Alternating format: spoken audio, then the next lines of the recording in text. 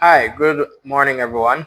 I am Dr. Joseph Kelly, Medical Officer in charge of Greater Portmore Health Center, and also a HIV Treatment Officer employed at the St. Catherine Health Department.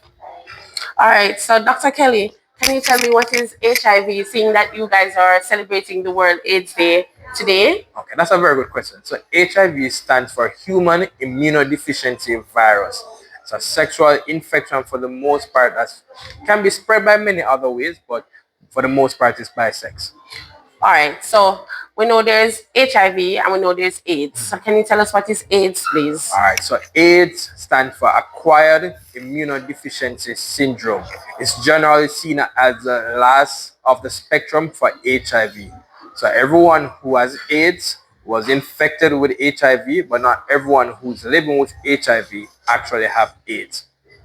Okay, all right, so basically you just define what is AIDS and you define what is HIV. So what's the difference between AIDS and HIV?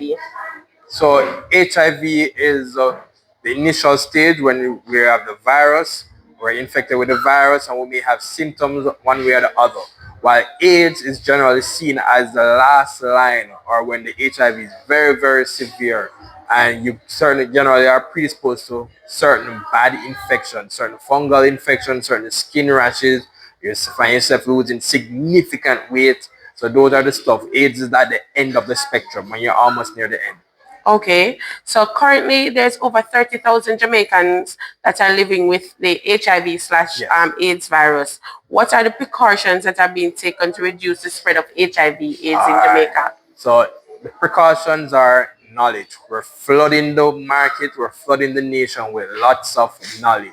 Knowledge for those who are currently living with HIV, that they need to come to their clinics, they need to get general checkups, they need to take their medication consistently every day like how they're supposed to, and they need to do their regular blood checks.